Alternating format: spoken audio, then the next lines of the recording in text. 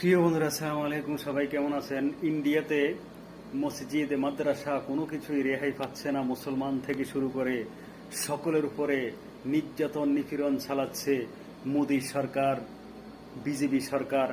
সকল হিন্দুরা কিন্তু না, শুধু বিজেপি সরকারের যেই সমর্থক বাহিনীরা যেভাবে মুসলমানদের উপরে নির্যাতন নিপীড়ন শুরু করেছে, দেখুন মসজিদ, মাদ্রাসা এবং সকল কিছু ভেঙে দিচ্ছে, ভাঙচুর করতেছে। দেখুন মসজিদের মিনারের উপরে উঠে মসজিদের মাইক খুলে ফেলছে, আজান দেওয়া যাবে না। দেখুন ছবিটাতে। তো সকল হিন্দুরা কিন্তু এগুলা করছে না, শুধু মোদির সরকার, মোদির সমর্থক যারা, এগুলা উগ্র হিন্দুগুলা এই মুসলমানদের উপরে নির্যাতন আক্রমণ করতেছে। মসজিদ, মাদ্রাসা কোনো কিছুই রেহাই পাচ্ছে না।